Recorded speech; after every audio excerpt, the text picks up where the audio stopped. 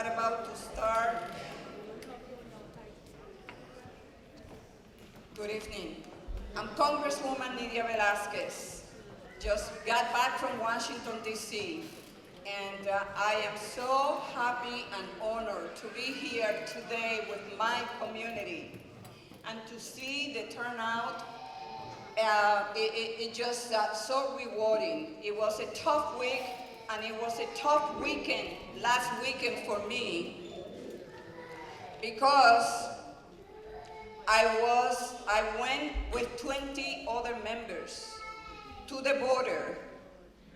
We went to McAllen, Brownsville, and Matamoros.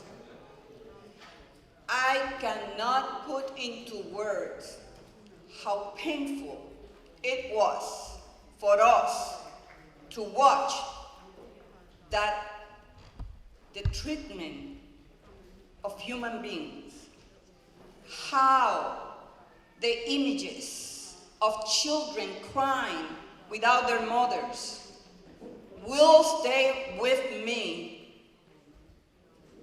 We went to dinner after we visited and distributed food in Matamoros, all 20 members. And there was a sense of emptiness. It was a sense of pain. That is not who we are. That is not how we treat anyone in this country. And while we love to lecture other countries about freedom and liberty, we need to practice right here at home.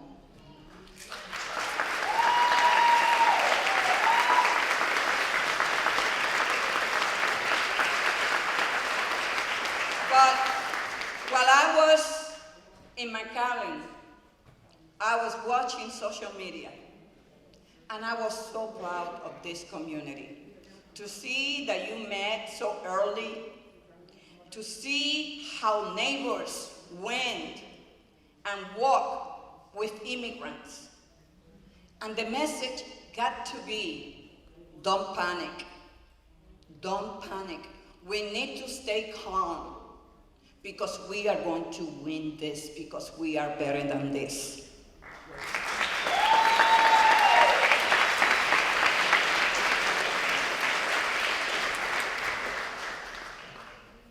And we all know that Sunset Park is a target, that they will come back and come back, but they will leave, ICE will live without any arrest. Because our work here today is to empower everyone with the information that they need. What is it that you should do? What are the resources that are available? Who can you call? But the most important message today is, this is Sunset Park. This is New York City. In New York City, it's a city of immigrants, and in New York, we take care of our neighbors.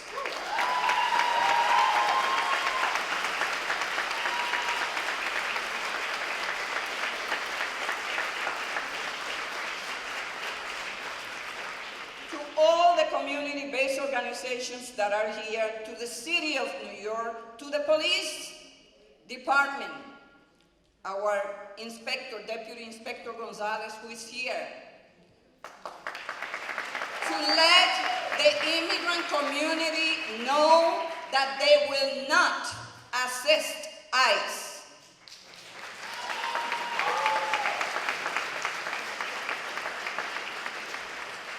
So I'm not going to say much more because we have the experts here, but let me say this. Let me say this. The message to this president is, our community won't back down to his racism and hate. And so let me call, to the community-based organization, to all the activists, to see that some of you wear in Sunset Park, Chinatown, questioning some police that were standing in a corner. I saw it on social media. Thank you so much. Thank you for protecting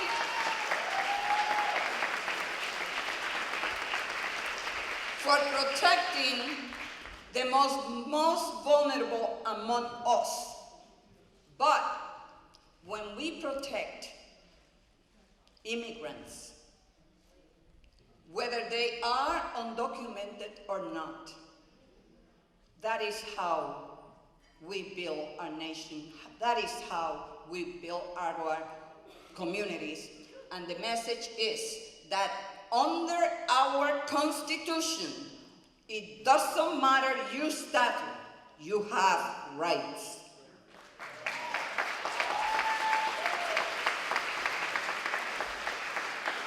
So let me call on our great Senator Zelnor Myrie to say a few words. Let me just first thank the Congresswoman and thank Councilmember Carlos Menchaca and our community organizations, leaders, and experts for convening this tonight. It is so critical that people know what their rights are and what the information is. So I really want to thank my partners in government for putting this on today.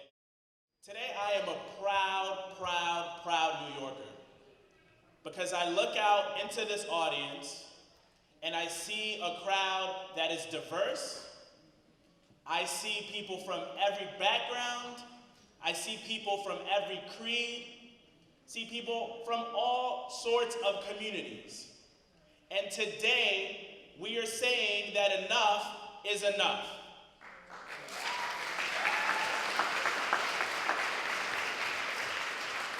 I am the proud son of 2 immigrants.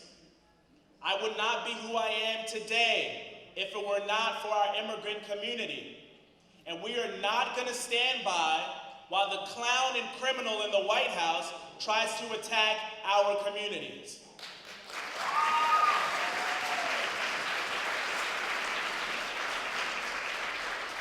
We are going to work together. We are going to be relentless, and we will not yield to any act from this administration.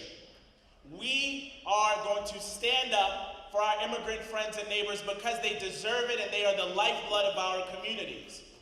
This administration wants us to hit the panic button, but our community, we are hitting the streets instead. And we're only going to do it if we all stand together. And so I don't want to take up too much more time. I want to say thank you all for coming out tonight, and I'll see you out in the streets. Thank you.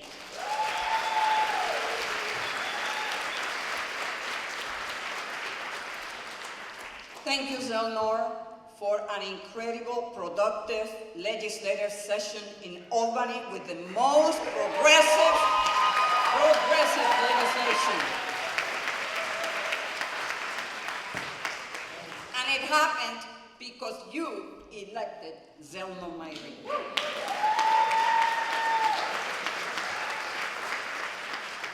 And so let me call upon our Councilman, Carlos Menchaca, who's always been there fighting for all of us. Buenas noches, mi gente, Sunset Park. The community has rallied, and I have to say that the pride that I feel is a pride that we all feel, and we're feeling that together. No matter what language we speak, no matter what part of Sunset Park we live in, we are one family. So muchas gracias to everyone who you're going to hear tonight. And the only thing I want to say is this. On Sunday morning, after this long Saturday of raids that happened in the city, the community was quiet. And we were walking the streets in Sunset Park. People weren't out in the parks, on the streets. And you felt that. And if you live here, you know what I'm talking about. And for me, that's something I'm never going to forget, because that's what happens when community is traumatized. And something else happened. Our community came together. And after years of working together in churches, in schools, in arts programs, We got to know our rights, not just as immigrants who are fearing every day if something can happen and are having to make plans about their kids if they get deported, or medical plans, or all these things that no family should ever have to do. We responded, and no arrests have happened in this community, and no arrests, like the Congresswoman said, will happen in Sunset Park today or ever.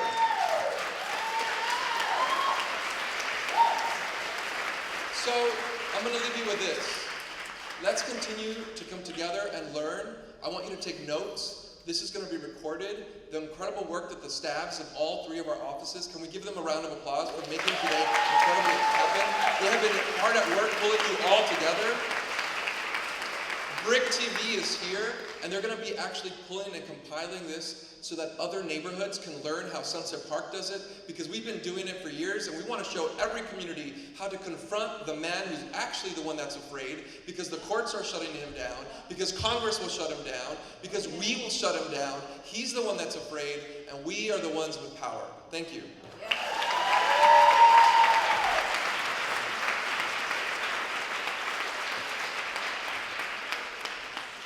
Okay, so we're going to start with our first session, and is to discuss on-the-ground resources. So what are the primary issues your office is confronted with, and how you provide assistance? So we're going to have the Mayor's Office of Immigrant Affairs, Commissioner Bitta Mostofi, New York Immigration Coalition, Mayra Aldas, Deputy Chief Immigrant Affairs Unit from the Brooklyn DA Office, Jose Interano, and then Coalition of Latin American Consulates, the Mexican Consulate, Alexia Nuñez. And we're going to start with the Commissioner. Okay, yes, everybody can hear me, right? Great. Well, first of all, I want to thank Congresswoman, Councilman Menchaca, Congresswoman Velazquez, and State Senator Zelnor for inviting the NYIC to be here tonight. This is a very important event tonight, and it's so great to see so many faces, so many allies, and so many community members come together. The New York Immigration Coalition has been around for over 30 years, and I bring tonight a few resources that I hope you can contact if you want them, if you want to distribute them among your friends, your family, at your school, at your church. I have them outside. Our office has been receiving calls of people that need legal assistance. We have our groups of legal service providers that are ready to speak with folks about their cases. And so a few numbers that I want to give out tonight. It is very important, going back to what Councilmember Menchaca was talking about that the community came together over the weekend. One important number that everybody should have is the Immigrant Defense Project phone number, where you can report any ICE activity.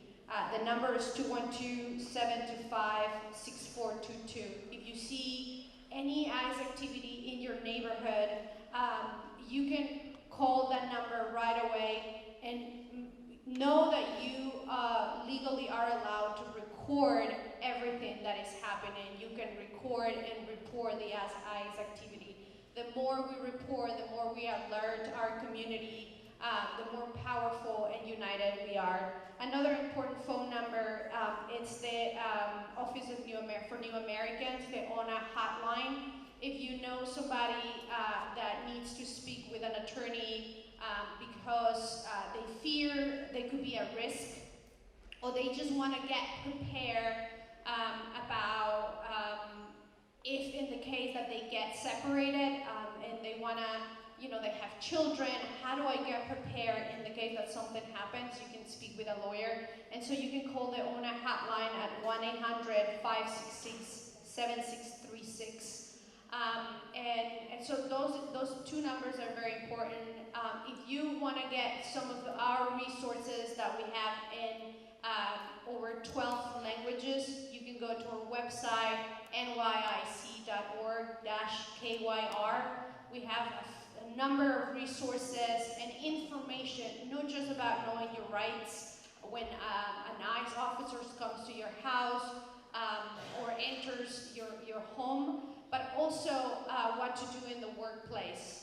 And we have other resources as well about new policies. So it's very important to stay alert, visit our website, call the phone numbers, and yes, thank you very much.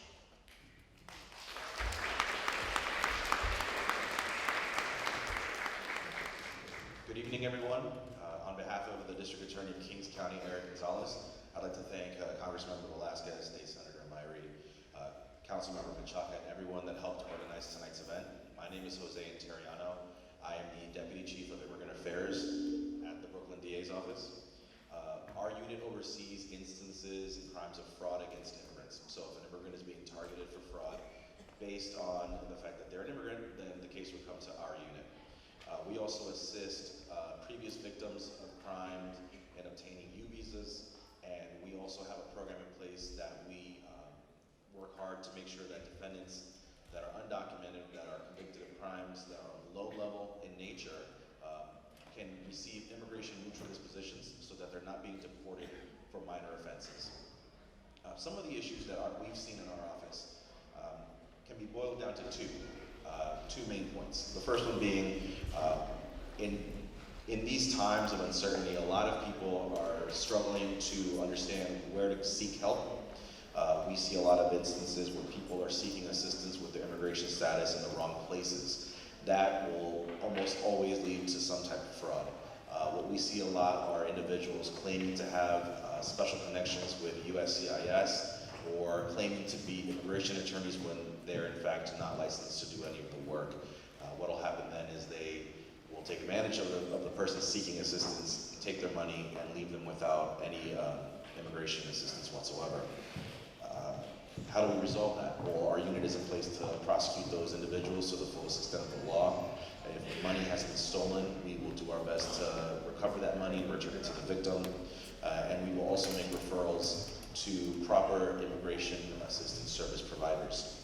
The other issue that we've been seeing in Brooklyn is with the fear of ICE permeating through society, more and more undocumented individuals living in Brooklyn are fearful of reporting instances of crime to the police.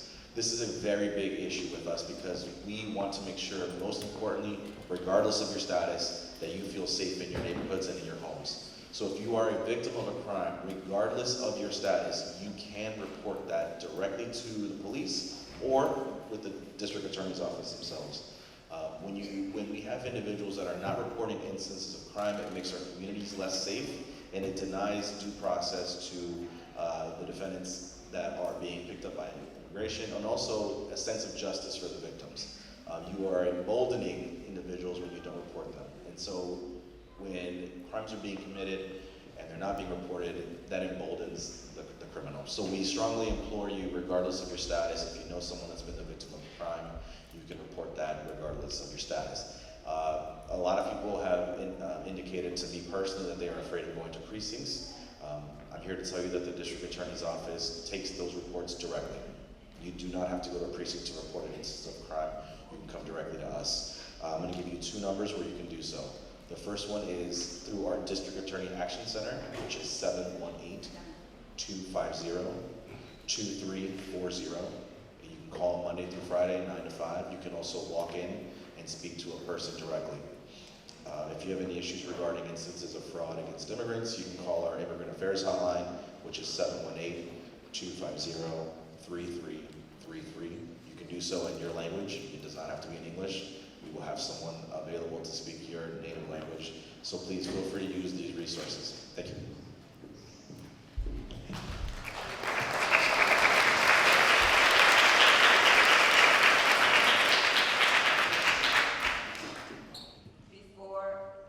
Our great Commissioner of Immigrant Affairs, Bitta Mostofi, speak, I just want to say thank you, because you did an incredible job in organizing and putting together an infrastructure that allowed for all the elected officials to know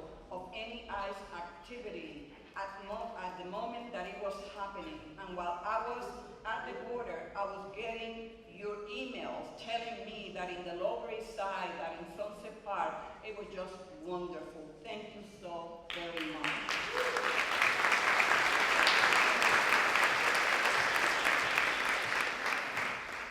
Thank you so much. Is this on now? Okay. Thank you so much, Congresswoman. I think it goes without saying, certainly in this room, that you are the voice and the champion of this community and immigrant New Yorkers in DC. We don't know what we would do without you, so let's give her a huge round of applause.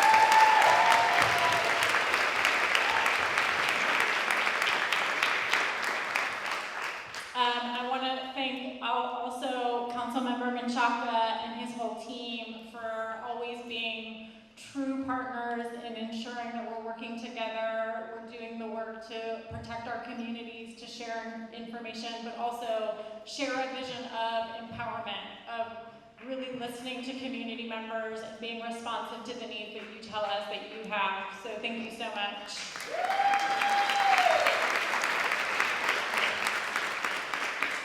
And there's so many other incredible people who I've had the privilege to work with, both on this and other things.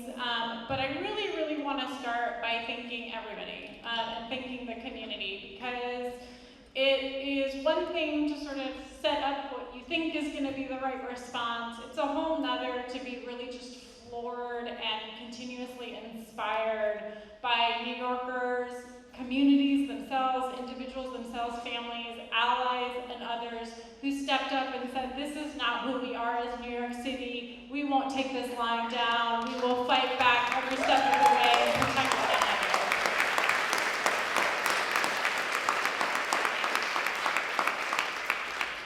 And this isn't something new, certainly for us, in this moment in time. We've seen this barrage of attacks from the federal government and the Trump administration since before he was even elected. We've seen the realization of some of the threats that were waged on his campaign trail, from the attempt to end DACA and TPS, to the Muslim ban, to family separation, the erosion of the asylum system, and the terror that's being perpetuated in our communities with increased enforcement. This isn't new, but the thing that I think it has allowed so many of us to do is to really come together to recognize that the only way that we will effectively change the system, that we will make sure that our communities are treated with dignity and respect that they deserve, that we won't leave anybody behind, is something that has been realized over again and again and again as these attacks have come down. And it is really the thing, I think, that will be everlasting and a part of what we are and who we are as a community in this city. And I want to speak briefly to this moment in particular. You know, our office has been tracking, as so many others have, what federal immigration enforcement has looked like in our area. And we know that in the course of the last 2 years, the increase in enforcement from the end of the Obama era to now the Trump administration has been tremendous, right? It has been an increase of over 80% in arrests in the New York City area, so that includes beyond the 5 boroughs. We know of those arrests, there's been an over 400% increase of arrests with people who have absolutely no criminal conviction whatsoever.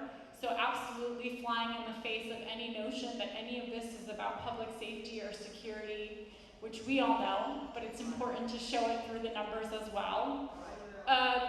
And we knew that these threats are part and parcel of an agenda that is sought to ensure that communities of color are fearful, that our communities are retreating into the shadows, not engaging, not accessing services and resources.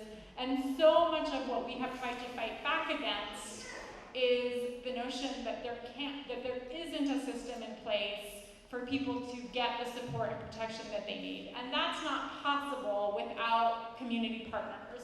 So it's been really critical for us to be able to work with so many of you in getting good information out to individuals and in learning kind of how we can be better responsive. What we put into place over the course of the last week has been making sure that our Action NYC hotline is available and active to be responsive to people who have questions about their rights, need support either in doing family planning, making sure that they can put the right standby guardian into place in the event that something does happen, making sure that if they need that legal support, they're getting access to it. We have also worked closely with 311 to ensure that at all hours, it doesn't matter any hour of the night or day somebody is calling, they can be connected to support immediately if it's an emergency. And there were actually calls that our staff fielded after hours over the weekend and into the week. So we're going to keep that in place for a period of time to make sure that community members know that kind of at any hour in the night, if you need support, you can call 311 and get connected to somebody that can help that get realized for you. We have also done our best to be responsive to reports that have come into us indicating that there is enforcement activity or ICE is in a neighborhood or community so that we can be on the ground. And I really, none of that is done by one person. I need to give a huge shout out to my team who was literally across the 5 boroughs every single day responding to reports and threats and making sure that we were in community, sharing the literature of what people's rights are in different languages and partnering with so many of the folks in this room, but across all neighborhoods and communities and getting the word out. So I want to, Nick and David are here. I want to give them a big shout out. I think David probably camped out in Sunset Park.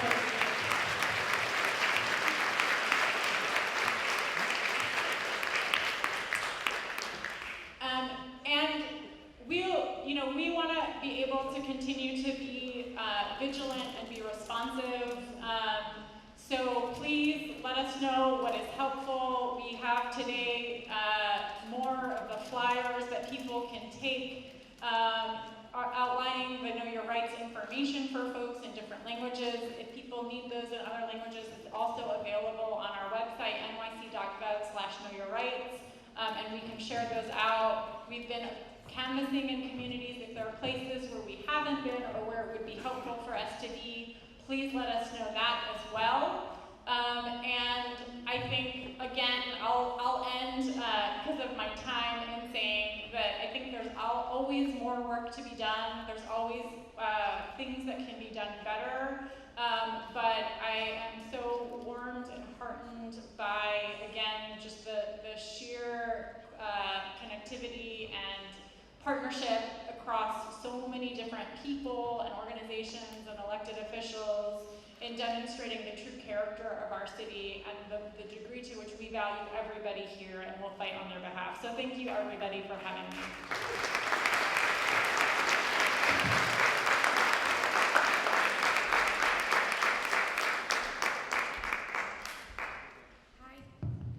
Thank you very much. Good night, everyone, and thank you so much for hosting this event, Congresswoman, Council Member, Senator. It means a lot to us for you to be here standing strong with our immigrant communities. I'm going to be very brief. I come from the Mexican Consulate, and one of the key things that we're requesting you is to help us spread the word about the importance of registering children born in the United States as Mexican nationals, what we call the dual citizenship process. Why? Because that way, if family separation occurs, it is easier for us to act as a consulate and say that child is a Mexican child. And it makes family reunification a lot easier. The process is quite simple. It is completely free. You can do it at the Mexican Consulate in Manhattan, where we also have 3 mobile units that are traveling constantly in the tri-state area. We hope to be here in Sunset Park by the last week of August. What do we need? We need the parents to come with the children. We need the original American birth certificate, and we also need to see the identity documents of the parents. If one of the parents is a Mexican national and they are married to another national, we can still do the registration of them as Mexican citizens. We have flyers up there, so that would be one preventive measure we would let you know. Another very important thing is we also have a 24/7 emergency hotline where they can contact us. The number is 917-459-2143. We're inviting all of you, if you know of any case, please contact us immediately. We have a pool of lawyers that are willing to assist, to attend, and also to represent. We also want to make sure that no human right is being violated either in the due process or during the detention. So my time is up, but I would please encourage you all to contact us. Thank you very much.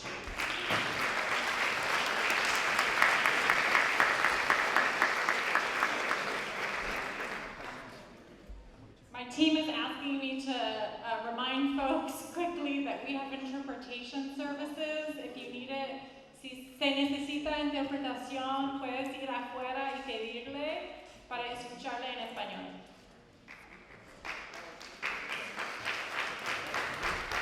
Thank you so very much. And Dave, can you please help me? Give them a round of applause. And they are going to stay here at the end of all the presentations. We are going to open it up for questions. So please write your questions or make sure that if there's anything that you want to be asked, that you know who to direct your question to. The second session is going to be about legal resources, and each one of them will discuss a particular legal issue as it pertains to raids, arrest, and deportation. So we have with us the assistant professor at Brooklyn Law School, Carmen Maria Rey. From the New York Immigration Freedom Fund, Director Lee Wan. Joel Perez Romano from Mobilization for Justice. I also want to recognize from the Office of the Public Advocate, Jumani Williams, Jamela Rose. Also, with us we have Assemblyman Felix Ortiz. And I don't know if Councilman Bradlander is still here. Okay, thank you so much. So, Carmen Maria. Hi, buenas noches. Because we have interpretation available, I'm going to stick to English and make this fast. I'm a professor at Brooklyn Law School. I help to run our immigration representation clinic. We provide very little direct representation, but we do have a cadre of hundreds of law students that want to help. So I know many of you run nonprofit organizations and grassroots organizations in the community. If you have a need for people who are educated in the law and able to speak multiple languages, let any of the offices know, and I will get you bodies to do your work, because that's what I do. So I was asked to speak because so many of us have gone to Know Your Rights presentations. We know the basics, right? We know don't open your door, check for the warrant. We know all of that. So I was asked to speak a little bit about what happens once someone is picked up, if that were to happen.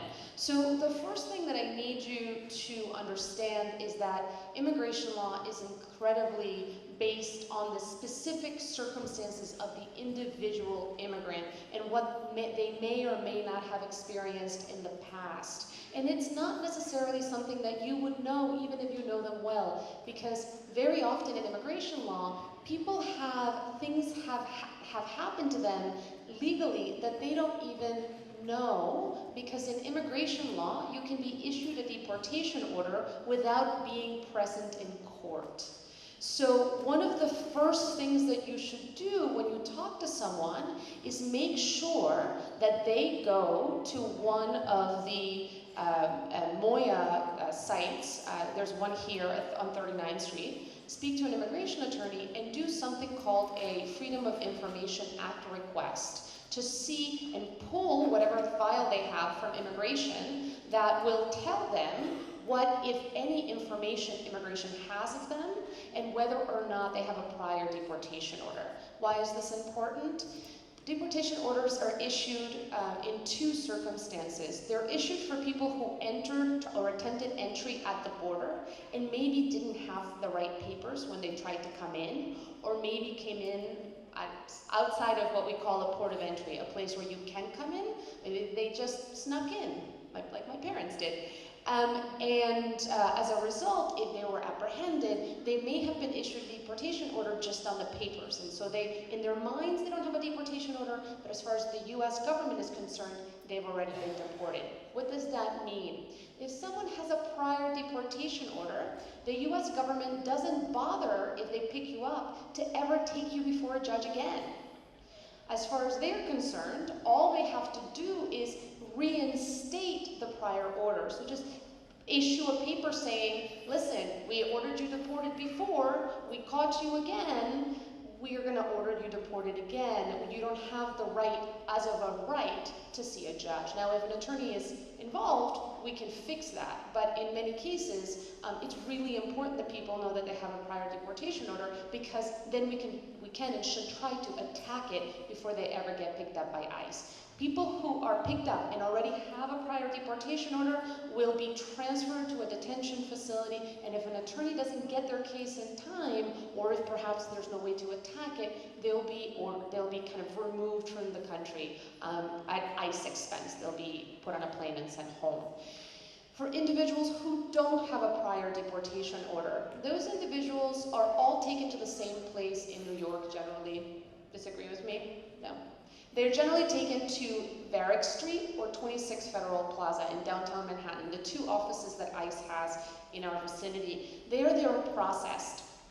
And what does that mean? ICE runs background checks, they identify where they're from, they ask them questions. If the person has, for example, responsibilities like taking care of young children and there's no one else to do so, or taking care of an elderly parent, or some other, or they have a medical condition, ICE does have the authority to release them, so to not take them into custody, into permanent custody. They can release them either on something called their own recognizance, just tell them, come back for a court hearing, or they can release them with an ankle bracelet under some kind of modified custody. There are other alternatives to incarceration programs that ICE has authority to exercise. If they're released, then they're told to just come back to court at a later date for a hearing. But ICE often also just takes someone into custody. If they're taken into custody, they should be kept near to New York City. So that generally means either the lower Hudson Valley or right across the river in New Jersey, where there are detention facilities for ICE. ICE no longer has detention facilities in New York City. But that cannot be guaranteed. So they do try, at least as far as I know, to keep people close to home. But ICE has the authority to transfer you anywhere in the United States. So I'm telling you this because ICE has a lot of power once they take you into their custody. And so we talk about this notion called de-escalation. Once, you escalate all you want at the door. Don't open the door, demand your rights. But once you're already in their custody, it benefits you if you try to placate them. That doesn't mean give them information. That means being really respectful and toning down the conversation. Because that officer in front of you, if you're able to connect with them as a person, has the authority to potentially exercise their discretion and let you go home with a return date rather than making you fight your case from a detention facility. We know that generally cases that have to be fought from a detention facility have lower grant rates. So we're less likely to be successful in representing you, even if you have a very good case, just because people kind of lose hope when they're detained. The fact is that if a family member or a friend is taken, you won't necessarily know who to call. So who should you call? You should call 311 because Moya has done a fantastic job of organizing New York City, so you can get information through them. You can also call the IDP hotline, which some folks mentioned earlier, or you can call the New Americans hotline. That one is only available from 9 to 5, I think. That phone number is 1-800-566-7636. And they'll hook you up with legal representation, and they'll walk you through the process of finding a family member online. You can also look up the ICE detainee locator. You can drop that into Google, and if you have the country of origin, date of birth, and full name of the person that was picked up, within a couple of days that they're being picked up, it'll tell you what detention facility they're in. I have to wrap up because we don't have a lot of time, but you should know that deportation proceedings, we can't tell you how long they take. We can tell you that depending on the merits of your claim, it could be very short if you have a prior deportation order, or it could be a very lengthy process if you are able to fight kind of to the end and appeal your case. It is much more likely that someone succeeds on their legal claim if they have an attorney. So if you're in the community and you find out that someone's picked up, do your best to get them hooked up with an attorney. And one of the best things about New York City is that we have amazing leadership. And I have to say, I've always voted. Well, since I became a US citizen, I've always voted. But I never really understood the meaning of democracy and the importance of it until today, until really this week, until I felt like my own community was under attack. The leadership that we have has been amazing and transformative for immigrants in New York. From Congresswoman Velazquez leadership, next time, right? When the Muslim ban came out and protests broke out at JFK, you know who was holding the door open to try to get detainees at JFK out? It was our Congresswoman. When New York City...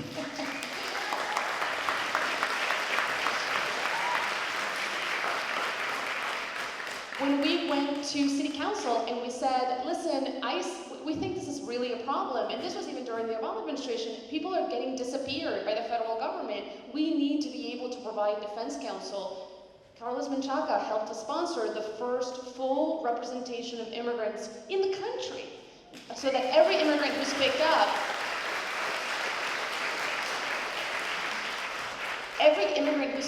is guaranteed an attorney if they're brought to court in New York.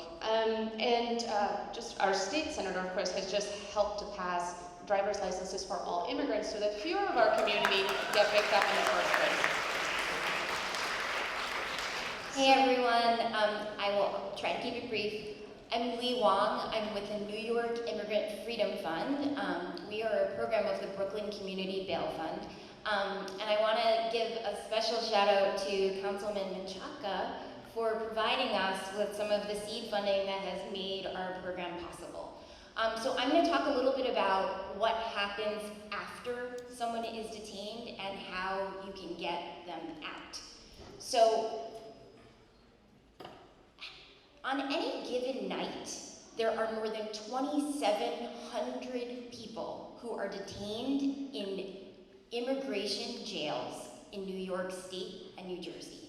They are our friends, our family, our neighbors, and they come from dozens of countries, speak dozens of languages. Some of them are undocumented, some of them are documented. Some are people who are green card holders who came here as babies. There's a huge array of people who are swept up into the deportation and detention system. If you're not familiar with immigration detention jails, there are 4 major immigration jails in the New York, New Jersey area. One of them is in Orange County, New York, but the other 3 are actually just across the river in New Jersey, really a very short drive from where we are right now. They are local county jails that contract with ICE to provide quote-unquote bed space.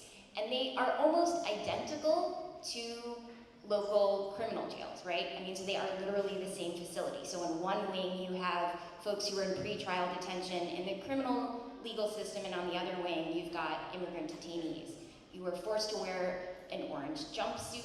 You are put in lockdown. You are sometimes in medical quarantine, as hundreds of detainees tonight are at Bergen County Jail. They're under medical quarantine because of a mumps outbreak. And when your family and friends, if they can, see you, many people cannot because of their immigration status. If they can even come to see you, they often are speaking to you through plexiglass. So this is a harsh, punitive system and it is being used increasingly as a tool of enforcement, right? As a way to force people to agree to self-deport. So where do we come in? After someone is detained, if you are able, you may be granted a bond by an immigration judge. Now the reality is our immigration laws are so harsh that 70% of people who are detained by law do not even get to appear before a judge to ask for bond. They are stuck in what's called mandatory detention. But for the 30% that do get a chance to appear before a judge, you may get a bond granted. Bonds are very high. In the New York area, the average bond is $7,500, and you pretty much have to pay in all cash unless you're willing to mortgage your freedom to a private immigration bond company. So the New York Immigrant Freedom Fund was started about a year ago by a group of community groups who strongly believe that no one should be detained because of their immigration status, that no one should be torn from their families and no one should be taken from their community. And so what we do is that we pay bonds for immigrants who are locked up in the New York area. In our first 8 months, we have bonded out more than 200 people.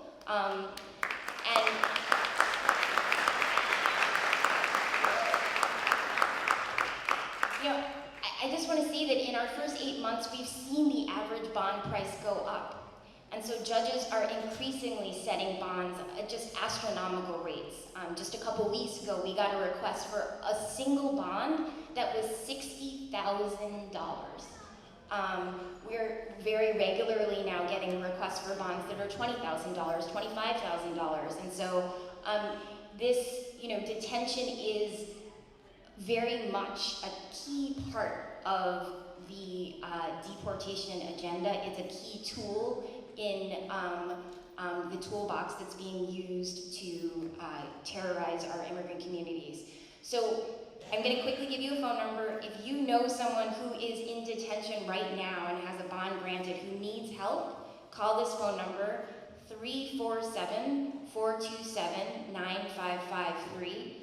Again, it's 347-427-9353. And there are flyers in the back in English and Spanish. You can also just please come see me if you have any questions.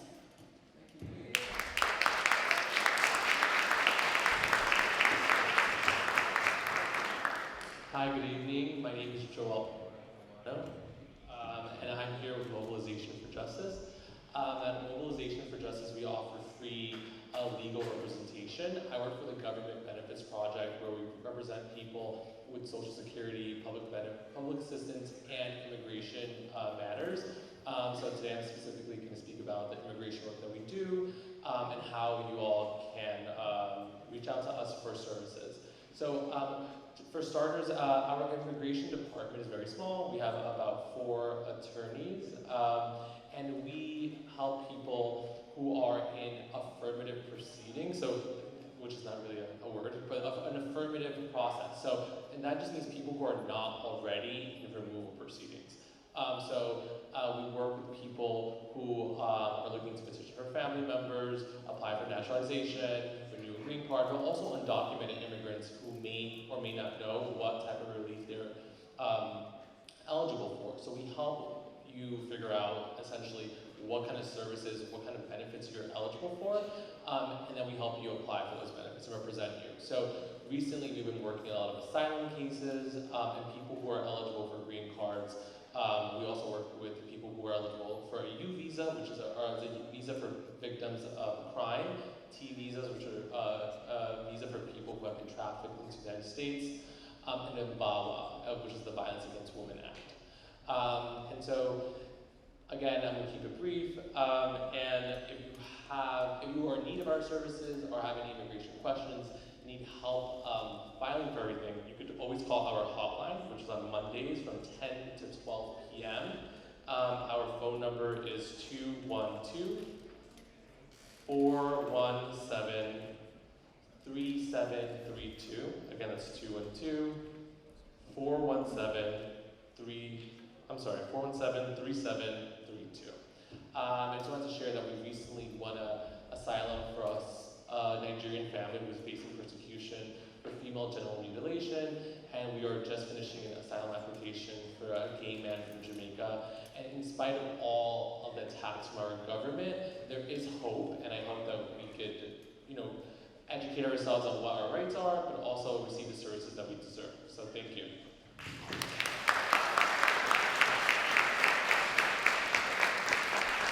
Thank you so very much, and now we're going to switch to the third session.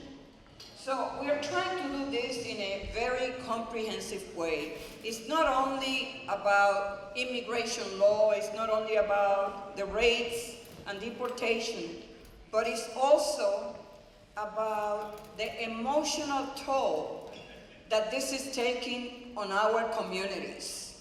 And families and children and everyone has been impacted in some ways emotionally by this cruel directive coming from the White House.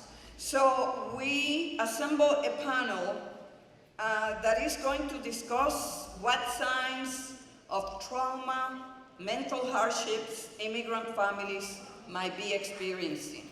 And let me say this, right after Donald Trump got elected, and he started to discuss how hard he will be on immigration, Carlos Menchaca and I organized an event at Dewey with parents and the teachers, because we understood that it was important for the teachers to be able to identify signs of children being traumatized by all that was happening around their families. So tonight, we're going to have an opportunity to discuss some of these issues. And with us, we have Gagan Kaur, Director of Community Development of Thrive New York City. And I don't know if I am pronouncing your name correctly. Mon Yok Yu, Executive Vice President, Academy of Medical and Public Health Services. Dr. Goldberg from New York University Langone, and I believe that Kirsten Resendez Lopez is with us from New York University Langone, and Natalie Lowe-Bird from the Caribbean Women's Health Association. So if we could start with Kagan, or Gagan? Yes.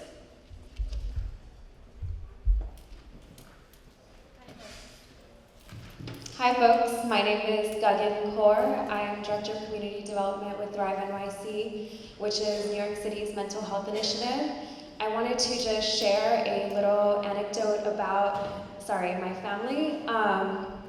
We fled state violence and religious persecution when I was 3 years old. So I came to this country undocumented and watched my family navigate all of the mental health concerns and disorders that come with, any diasporic journey, any migration journey, but like navigating both what we survived and then navigating the system once we arrived in this country.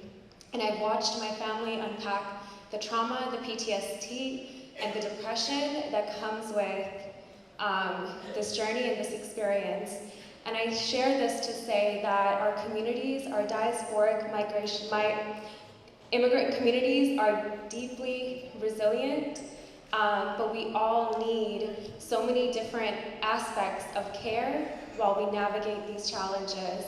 And I wanted to take a second to speak about a city resource called NYC Well, which is a free confidential hotline. It serves as a hub to connect you to mental health services that are trauma-informed.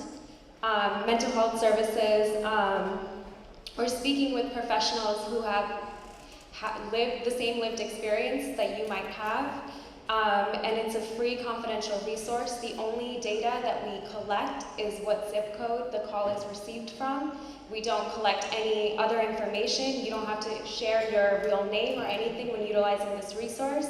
You can call them and talk to clinicians in Spanish, Cantonese, and Mandarin, and 200 additional languages through Language Line. To utilize services through NYC Wall, you do not need insurance. When you're talking to clinicians or the counselors on the line, you can let them know that you're looking to free and sliding rate care. You can let them know what languages that you're looking, what language capacity and cultural capacity that you're looking for. You can also let them know what area, what borough that you're looking to receive services in. And I think it's really important during this time that we check in with ourselves and we check in with our loved ones. NYC Well not only will connect you to long-term care and counseling, you can text them when you're having a hard day. You can text them when you feel like you're always resilient, but there are moments when you feel like you're reaching a breaking point, and sometimes you need to talk to someone who will listen non-judgmentally, right? So in those moments, if you want to reach out, you can text a counselor, and you don't have to share any of your information, and you can still receive care. I wanted to highlight two other resources really quick, one being the Family Justice Center in Brooklyn, which is at 350 J Street. If you or a loved one is a survivor of gender-based violence, of intimate partner violence, domestic violence, the Family Justice Centers will connect you with mental health counseling. We have counseling through Thrive at the Family Justice Centers, but they will also help you access immigration legal services as well and navigate what visas you may qualify for. And the last thing I wanted to share really quickly is mental health first aid training. If you want to learn, if you want to build skills and just build your knowledge around mental health disorders, illnesses, signs and symptoms, it is a free training offered through the city, and we offer it in English, Spanish, Cantonese, and other languages as well. I thank you so much for having us. Thank you so much.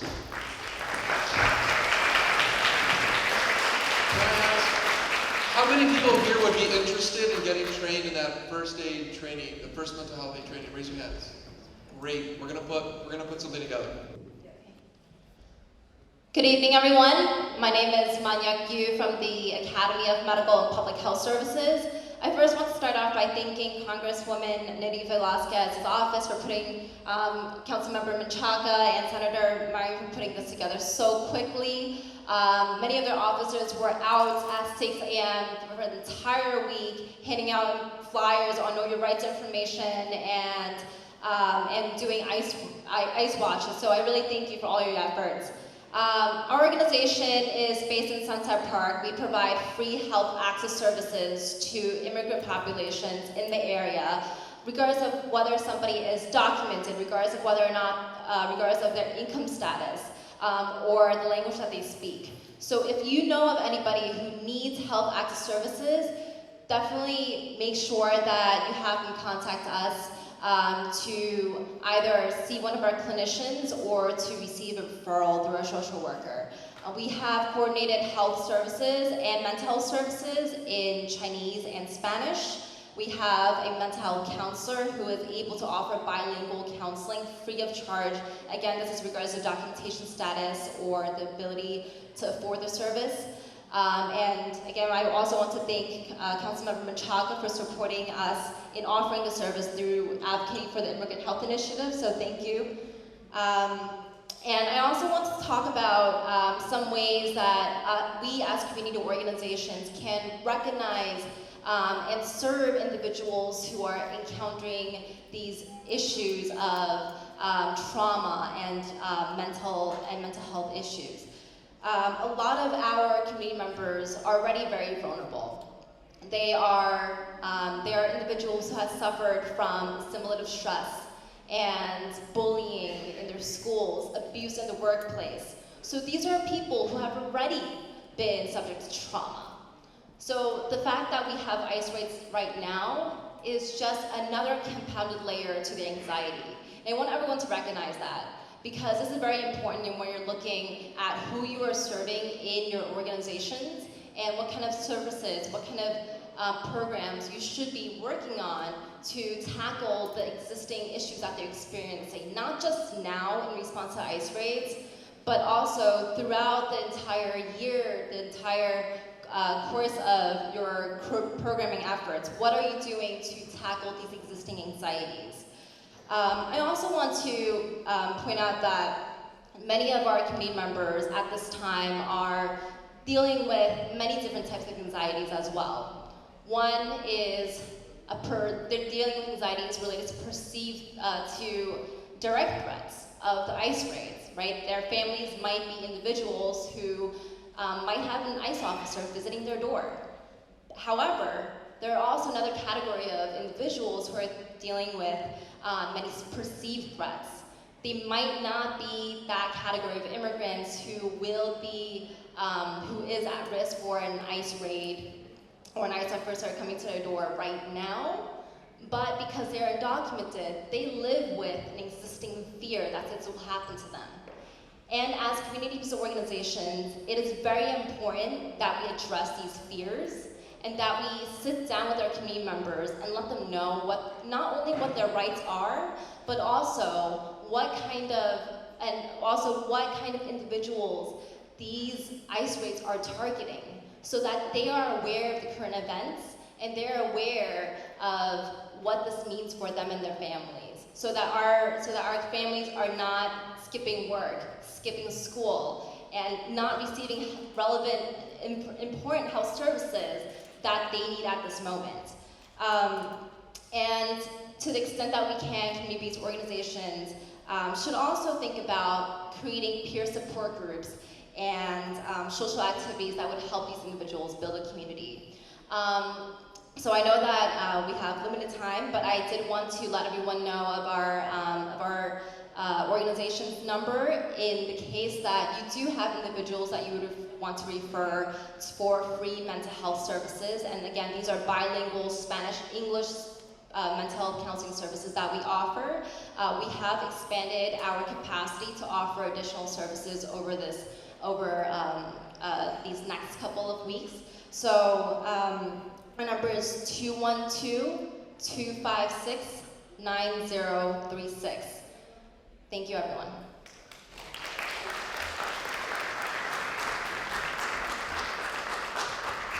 Sorry, folks, I forgot to mention one thing. To access NYC Well or the Family Justice Center, you can call 311 and request Family Justice Center or NYC Well. Thank you. Thank you, and as we get to the next ones, we have one more panel after this. So we can just be very quick about the services and the work that people want to go back to their communities and be able to connect to your services. Thank you. My name is Dr. Goldberg. I'm a practicing psychiatrist at Sunset Terrace at NYU Langone. The issue for psychiatry is that the mental health needs of these families are a moving target.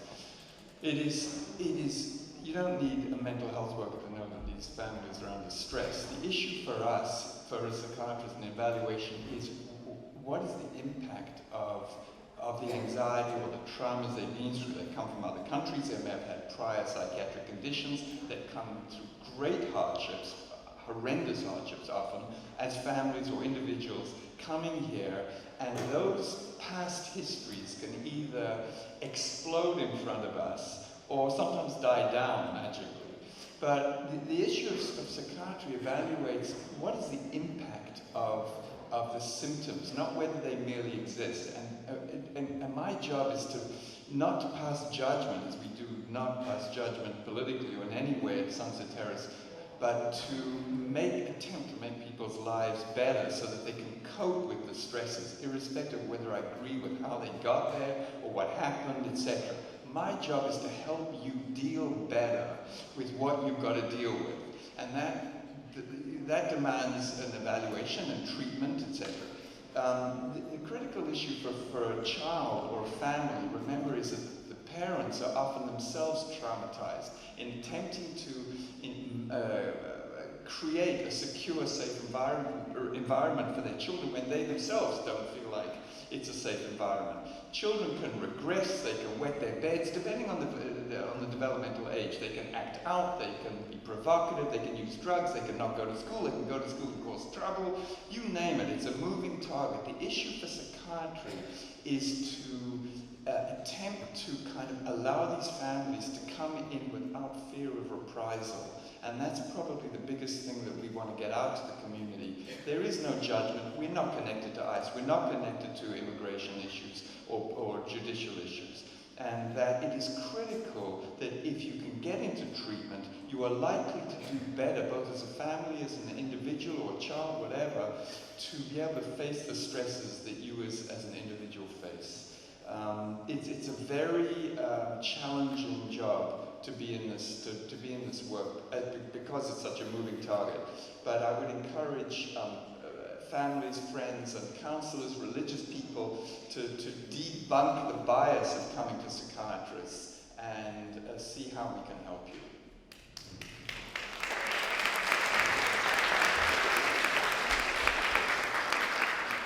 Hi everyone, my name is Kirsten Hezenti Lopez, and I am a licensed clinical social worker also at NYU Langone, Brooklyn at the Family Support Center. So we provide free, comprehensive case management, referrals for legal, supportive counseling, and mental health services for families regardless of immigration status, regardless of people if have insurance or not. And let me give you our main number, which is 718-630-7186. So we are very aware there's a big impact right now of families, undocumented families, being under the threat of deportation, which has suddenly, escalated. So we try to work with families holistically to see how we can be supportive, whether it's letting people know about public benefits that they can be eligible for, helping people understand the current public charge. We know that a lot of families have not felt comfortable to apply for food stamps or free daycare.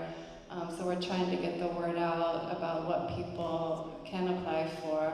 Also in terms of we try to help parents to know how can they support their children, especially undocumented parents, to understand how to explain the current policies of this occupant of the White House and how these racist policies play out.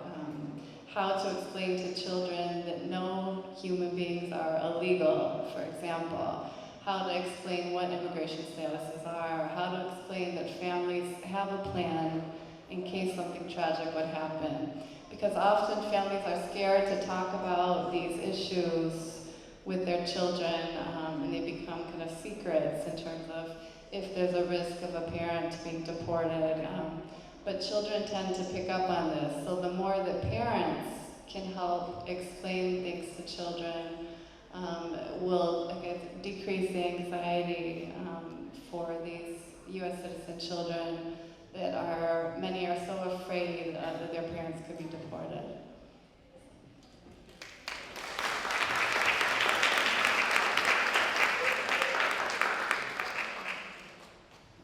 Good evening, everyone. We're a little bit pressed for time, I understand, so I'm just going to get right into it. I'm Natalie Lowe-Burge, and I'm an immigration attorney with the Caribbean Women's Health Association. So my expertise is not on the medical side, but I can tell you over the past several years of practice, I've experienced what it's like for families and how immigration issues can traumatize them, especially the children. So in terms of signs to look for, these may be very common, but suddenly bedwetting, grinding of teeth. I have a lot of my clients, one side of their teeth is lower than the other because the kid is just grinding their teeth constantly. Acting out their parents' immigration scenario is another big issue that you can look for. I've had clients who come home and the kids don't know the parent is watching. One kid is pretending to be the judge and the other kid is pretending to be the parent. Asking real serious questions that you wouldn't think a child would comprehend. Another issue is not being straight with the child and letting them know, appropriate with their age, what might be happening to the parent who's no longer there. Sometimes they tell the child, you know, mom or dad will be back soon, when sometimes that's not possible, even though I'm doing my best, it's not possible. So I encourage, you know, people who are in this situation to be really, really honest with your kids as much as you're able to help them do this. And those of you who are friends and family, how can you be an ally? Perhaps help your friend or your family set up standby guardianship. It's super important that, God forbid if the worst happens, your family has a plan. Who's going to take care of your kids? What's going to happen to your property if you own property? What's going to happen to your bank account? Things like that. Set those systems up in place. My organization, it says Caribbean Women's Health Association, but we serve the community at large. We're located at 3512 Church Avenue and Brooklyn Avenue. So that's in the Flatbush section. I myself, I'm an immigrant. I came here from South America when I was 12. So this work is deeply important to me, and that's why I'm in that particular location. I'm hoping to serve as many of you as can come to us. Every third Saturday, so the third Saturday of each month, we have a women's support group.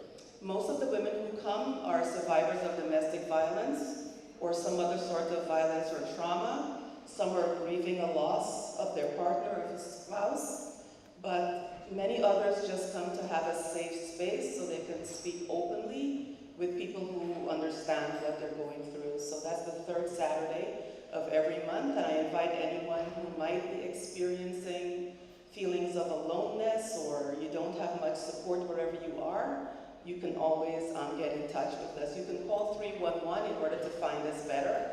A lot of people who come to me, 311 send them to me, or the New York State Bar Association. Okay, thank you so much. Thank you so much for the panel. We're going to invite the next panel up, and as we do that, we heard a lot about the institutions. Yeah, and if you can stay, we might have some questions afterwards. If you can just stay and just go back to the seats, the original seats, and then we'll bring in the next panel.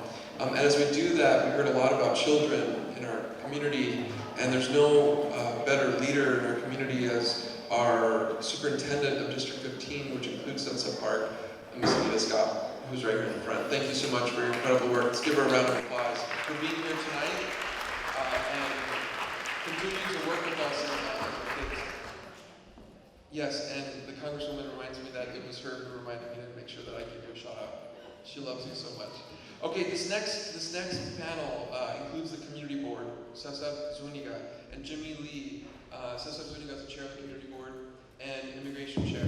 The New Sanctuary Coalition is represented through the work that Reverend Juan Carlos Ruiz from St. Jacobi will talk a little bit about his work here. And then Sunset Park Ice Watch, Jorge Ruiz, who's been organizing, probably you've gotten a lot of text messages from him.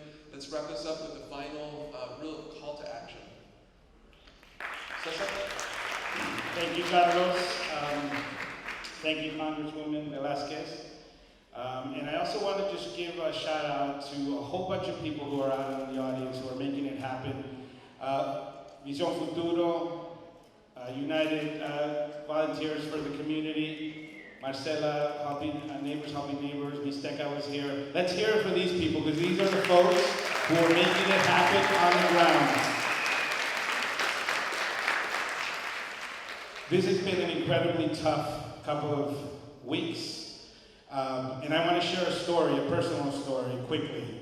I have been struggling with mental health, anxiety, depression, and PTSD for a long time.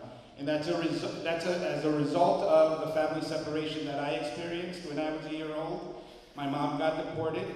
My dad was under a lot of pressure, under a lot of anxiety, working, trying to provide for us and dealing with all of the fear and anxiety around La Migra. So I get this in a very personal way.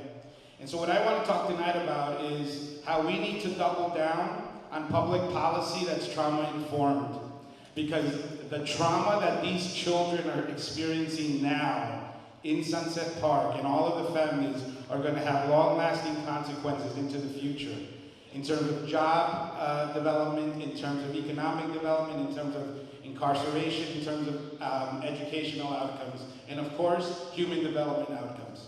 So I want to, as a community board chair, one of the very few powers that I have is the power of convening people. And so I want to convene our elected officials, our community-based organizations, and a whole bunch of other stakeholders to start talking about a public policy agenda for Sunset Park, for Brooklyn, for New York City. Because if we're going to claim to be a city of immigrants, we have to prove it with our public policy. So just the two general ideas that I want to put on the table right now are for us to think about how do we infuse trauma-informed practice into our human and social and educational services. And that can look like training everybody in schools with trauma-informed practice, starting from administrators all the way down to the custodians who clean the schools, because all of these people are having interactions with our children. We also need to train and we need to encourage our police department. And I know, Manny, thank you for everything that you do for this community, but our police department also needs to be trained in trauma-informed practice. And so again, the idea really is to take this and create public policy that cuts across different sectors. Thank you so much.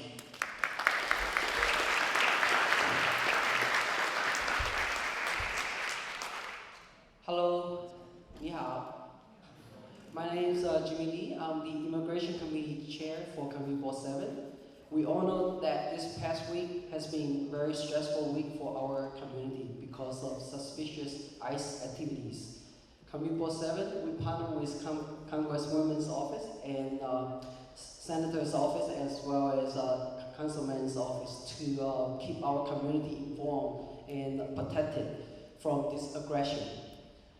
So we gave out thousands of flyers in different languages to with Know Your Rights information to community members in the park, bodegas, and other community gathering places. We share this information on Facebook, WeChat, and other social media tools. Every time when ICE raids, many families got destroyed. People get scared, including myself. I have relatives who are undocumented in New York and other states. I check in with them about their safety and keep them informed about their rights if, God forbid, something happened to them. Well, some people forget about American history. When undocumented came to America through Mayflower or other means, Americans at that time didn't deport those newcomers. Americans at that time gave them turkeys and other essentials, and that's why we celebrate Thanksgiving. When Americans need railroads or other beautiful towers, documented or undocumented immigrants helped to build them. Immigrants built this country. We welcome new Americans. I am a new American. So is First Lady in the White House. No one has a right to tell us to go back to our country because this is our country. We are all Americans. America is great because of documented and undocumented immigrants. God bless America. Thank you.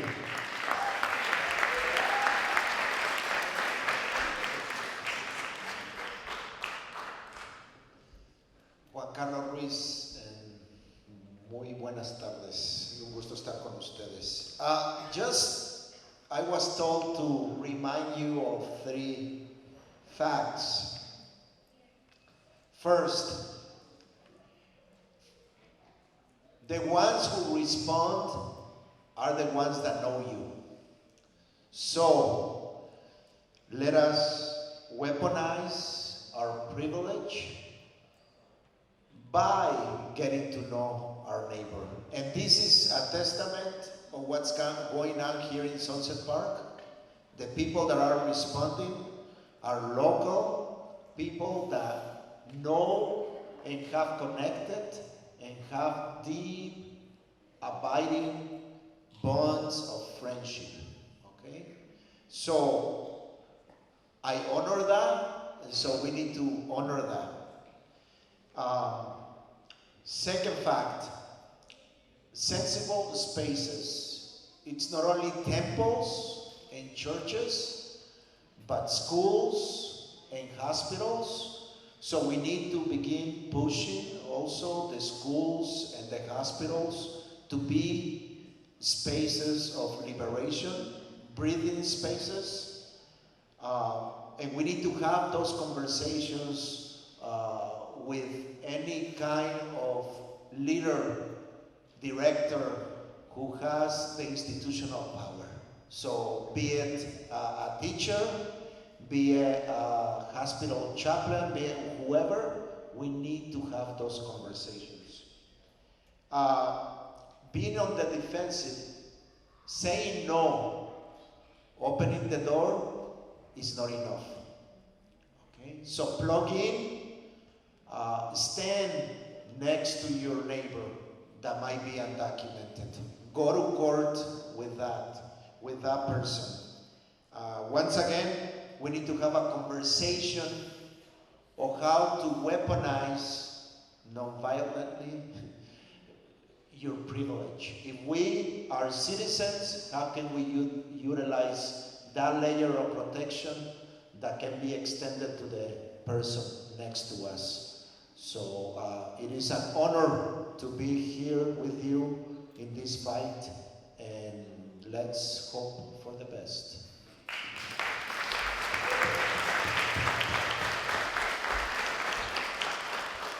Hi everyone, my name is Pct Nuñez. I'm a proud Sunset Park resident, and I'm really proud to be part of a community-led effort that's working right now to directly protect Sunset Park, that we're calling Sunset Park Ice Watch. So as you've heard today, since Saturday, ICE, federal immigration officers, have tried 4 times to target families right here in Sunset Park. And each and every single time, ICE failed. The reason ICE failed is because our immigrant communities, our immigrant brothers and sisters, know their rights. They know that they can exercise those rights to not open the door, to remain silent, and that advice is getting out there and it's spreading in the community. And one way that it's spreading is through a real new community-led effort that's working with our elected officials, with our faith leaders, with the community board, with a strong set of community leaders that are our eyes and ears in the neighborhood, that are doing a few things. One, we formed a rapid response team that is organizing on Signal, on Facebook Messenger, with our political clubs, and are moving quickly and immediately to go to places where people think that they see ICE or suspect that there might be ICE sightings, and see, verify fact from fiction, see what's happening, document, record, photograph what's happening in our communities, and make sure that we share that and that we connect individuals to help. And one way that we're doing that is through a neighborhood watch that we've been organizing each and every single day. Thank you to the council member for offering that his space in his office for us to deploy. We were out bright and early with Councilmember Brad Lander, Councilmember Menchaca, and we've been at the subway stops, in the streets, being literal eyes and ears in the neighborhood to act and move quickly. And I'm going to ask you all now, if you want to act on what you've heard here tonight, if you want to help us step up and defend this neighborhood and protect Sunset Park, you can do something right now, today, very quick, very easy. Because we're going to keep doing this each and every single day, this week through Sunday.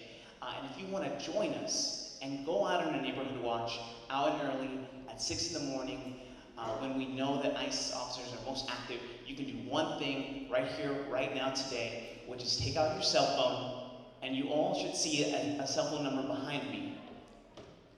Text that cell phone number with your full name, and we'll send you the information that you need to be able to connect with us and work with us. That number behind me is 312-608-1265. Again, 312-608-1265. Come, join us, step up, join us on a neighborhood watch. We want to see you all there. We're going to be there tomorrow, we're going to be there on Saturday, we're going to be there on Sunday. Please send your name, come and join us, and step up to protect your neighborhood. Thank you.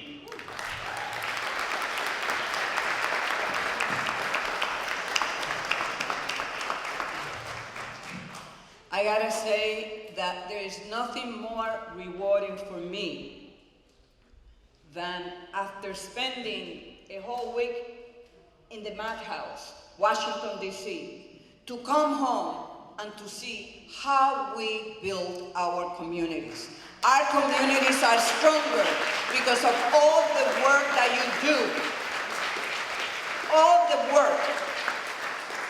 Each one of you, what an incredible asset do we have here in Sunset Park. Thank you so much for all the work that you're doing here on the ground.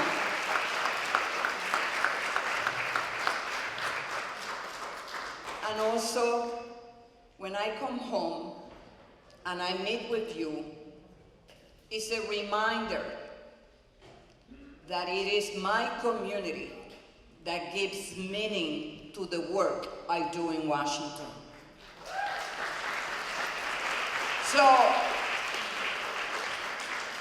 let me take this opportunity to thank all the panelists that have been here and remained here to answer questions. Also, I want to acknowledge the staff, my staff, Carlos Menchaca staff, Zelnor, Myrie staff, for the work that you have done and continue to do. I want to announce that on Sunday, I will be with Melissa Ortiz from my office, and we're gonna be doing churches here in Sunset Park.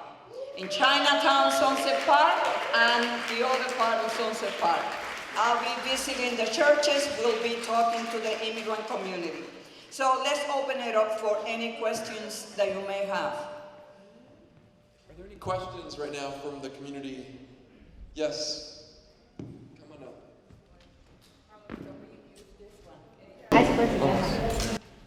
Hi, how are you? Good evening. Thank you for being here. Thank you for what you guys are doing. I just have a few questions and maybe a suggestion or something. Like the pastor mentioned that we need to get maybe schools involved in hospitals. Also, I think working with the neighbors. You know, I'm pretty sure there's a lot of neighbors that are willing to open up their homes temporarily for people to come in as protection. Also, maybe suggest whoever can afford to install, even if it's a small video camera in front of the house. So if anybody shows up, they can tell who's outside. So just, you know, a few of the recommendations that I was thinking of. And like I said, thank you for what you guys are doing, and I really appreciate it. Thank you, Edgar. These are great suggestions that you can take back with you tonight. And we're even going to answer. It's good suggestions, right? Okay. Here's a mic up here. Question. Hi, I'd like to know where can people go to be trained, to accompany people to different appointments or whatever, so. New Sanctuary Coalition? You can go to New Sanctuary Coalition. On the back, right there, 2 rows on the back is Ambient and Andres. You talk to them and they will let you know. They'll be doing trainings throughout the city, through our neighborhoods. So if you want to be useful, if you want to utilize your privilege, that's a great way of doing it, because you are witnessing firsthand what's happening to our brothers and sisters, and you are standing in solidarity and doing something about it. So thank you for your question. Hi everyone, this has been a very helpful event, and this is not a question, it's more just a comment.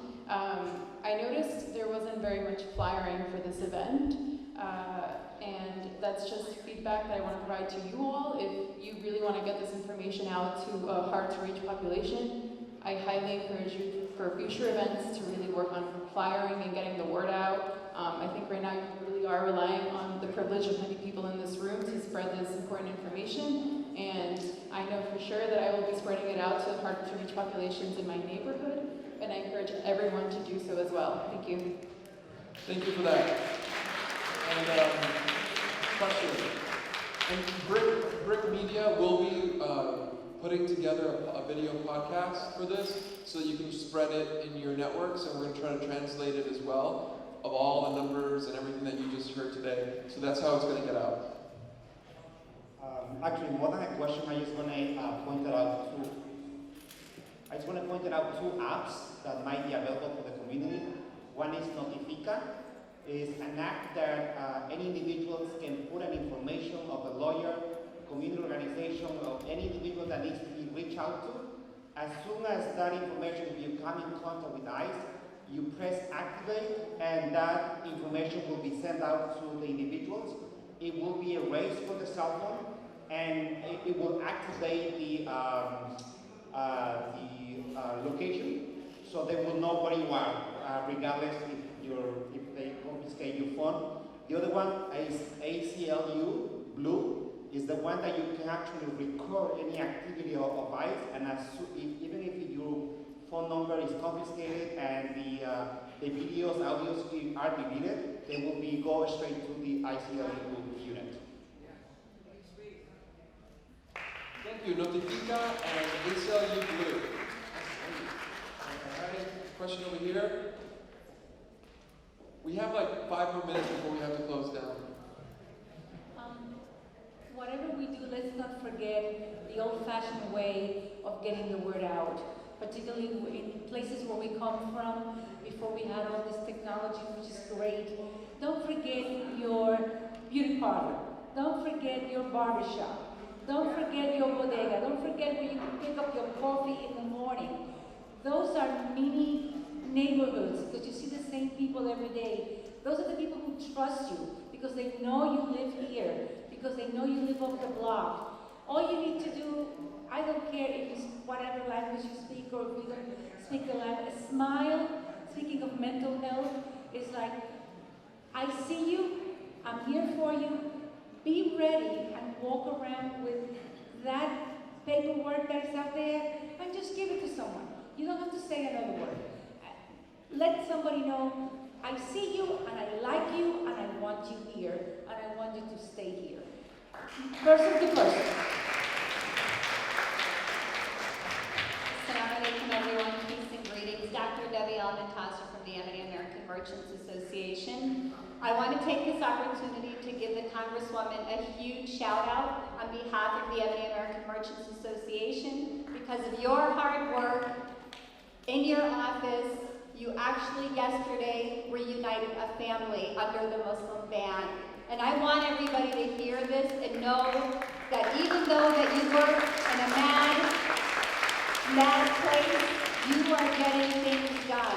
You and your congressional colleagues are getting things done. You are challenging the status quo and you are reuniting families that have been separated. So thank you for your advocacy and your bravery. Thank you.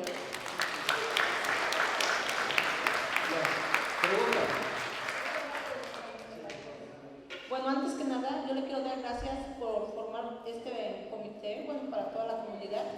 Y estoy súpermente preocupada por mi comunidad y por estos momentos que están atravesando tantas familias que realmente no tienen papeles, y también somos madres indocumentadas que salimos a luchar y a trabajar día a día.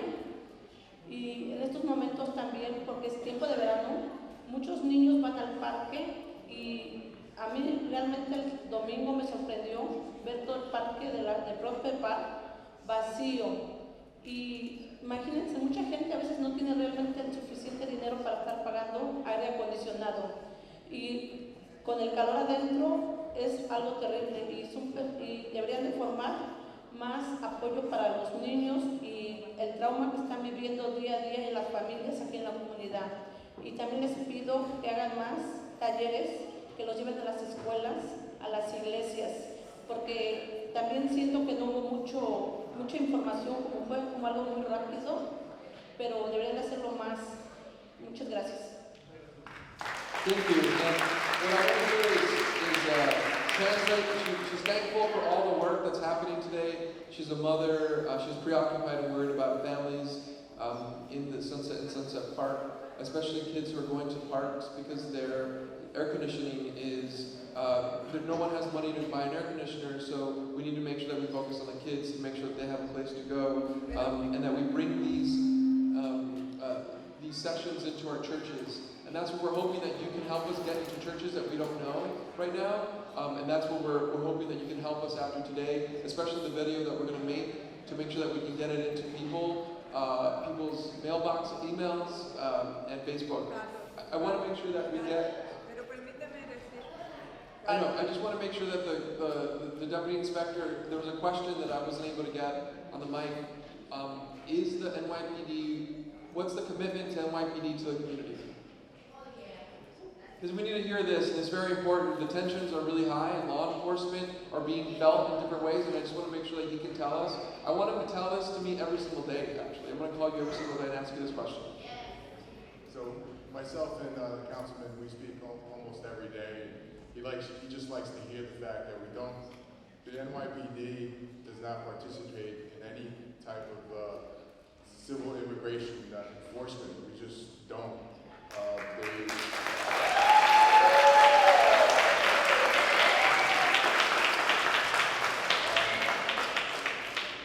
There's no secret office in the precinct for ICE. We get most of our information from the community, and just walking around and talking to the community. So it would be a little disingenuous for us to participate in those type of enforcement efforts. So we want to garner and gain and be able to really get the trust of the community. So we're not participating in this. And the police commissioner has made this abundantly clear through his policies. He's stated this on numerous occasions in public in regards to our lack of or not participating in any type of enforcement, immigration enforcement. Well, that and it's law of New York City, actually. We passed the law and okay, we're done. Thank you, Inspector Gonzalez. Thank you so much for all the work that you do in our community. Si me permiten contestarle algo a la señora, nosotros hemos estado en mi oficina haciendo workshops a través de todo mi distrito congresional, no solamente hoy, sino todo el año, preparando a la gente para que sepan cuáles son los documentos que tienen que tener, cuáles son los recursos que hay disponibles. María, our staff, they went out and they were giving out information and also inviting people to come here. There is the element of fear, and that is an issue. And this is why the school superintendent, please help us. And we need to talk to the teachers so that we have this type of discussion. Because when the children do not feel safe or they are traumatized, they're not going to learn. Their minds are not going to be on the books and the explanation or the lessons given to them by the teachers. We all are on this together, and we have to work and see, Jorge, how can we take the recommendation of Maria going into, the churches and the hair salon and the grocery store, and we invite people that know the people, because they're going to go to where they trust the people that are there. So this is not a one event. This got to be a continuation of the empowering of our community. And in the process, when an undocumented have a relative, a brother, a sister, a mother that is citizen, they need to talk to them and say, the best way to help me is by registering and voting. That's how we bring change in our community. So to all of you, thank you so very much. And we are going to do what we discussed here today. Okay. We are going to take care of our neighbors. That's our challenge. And that is our commitment. God bless you. Muchísimas gracias.